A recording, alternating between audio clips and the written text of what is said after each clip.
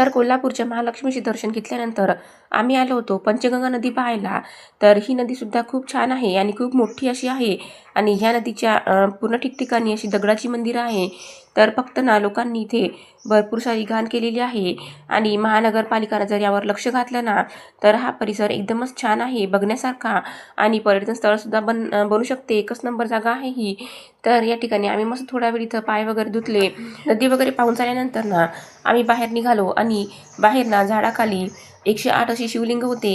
तर आम्ही त्याचंसुद्धा दर्शन घेतलं. तर तुम्ही बघू शकता आरव आणि ओजस किती छान जय जय करत आहे. तर त्यानंतर आम्ही बसलो होतो ऑटोमध्ये आणि आता जात होतो आम्ही ज्योतिबाला. तर ऑटोवाले काकांना आम्हाला ज्योतिबाची खूप सुंदर अशी कथा सांगत होते आणि खूप छान आपल्याला ऐकावंच वाटत होतं. ज्योतिबा हे देवस्थान डोंगरावर बसलेलं आहे. तर आम्ही ना मस्त असं वर जात होतो आणि खूप सुंदर असं वाटत होतं आणि हे काकासुद्धा खूप सुंदर अशी कथा सांगत होते आम्हाला. तर फायनली ना आम्ही ज्योतिबाला पोहोचलो होतो. तर हे पहा मंदिराच्या बाहेरच खूप सुंदर सुंदर अशी दुकानं लागलेली आहेत. म्हणजे कुठेही देवस्थानी गेलं की त्याच्या प्रत्येक देवाचं ना काही काही वैशिष्ट्य आहे. तर त्यानुसारच इथे प्रसाद वगैरे मिळतो किंवा काही औषध वगैरे जे आहे ते वाहायसाठी मिळते. तर ह्या देवाला ज्योतिबाला गुलाल वाहतात. त्यामुळे इथे सगळ्या दुकानामध्ये तुम्हाला गुलालाची पॉकेट दिसत असेल, बघू शकता तुम्ही. आणि तिथं गेल्यावर एवढं छान वाटते ना, सगळं गुलाबी गुलाबी झालेलं दिसते आपल्याला. तर या ठिकाणी आम्ही जात होतो मस्त मंदिरामध्ये आणि आरव आणि ओजस त्यांच्या पप्पांकडे होते आणि मी थोडा व्हिडिओ शूट करत होती.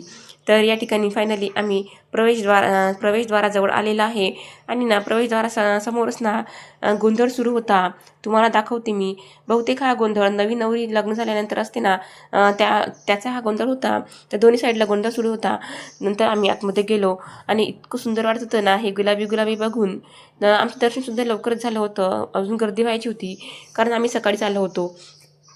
इथे ना मंदिरावर गुलाल उधळण्याची प्रथा आहे. तर मी सुद्धा हातामध्ये थोडा गुलाल घेतला आणि मंदिरावर टाकला होता. तर मला सुद्धा खूप छान वाटत होतं. आणि फायनली सगळ्यात शेवटी आम्ही आलो होतो शाहू महाराज पॅलेस पाहायसाठी. तर या ठिकाणी ना मोबाईल अलाउड नाही आहे. त्यामुळे फक्त बाहेरचाच मी थोडाफार व्हिडिओ घेतलेला आहे. तर या ठिकाणी माझी मुलंसुद्धा खूप छान असे खेळत होते. तर शाहू महाराज पॅलेससुद्धा खूप पाहण्यासारखं ठिकाण आहे. चला मग मित्रांनो, तुम्हाला माझा आजचा छोटासा ब्लॉग कसा वाटला ते कमेंट करून नक्की सांगा. आणि जर तुम्हाला माझा ब्लॉग आवडला असेल तर प्लीज माझ्या चॅनलला लाईक, शेअर आणि सबस्क्राईब करा. आणि पुन्हा भेटूया नवीन व्हिडिओमध्ये नवीन काहीतरी घेऊन. तोपर्यंत सगळ्यांना बाय बाय.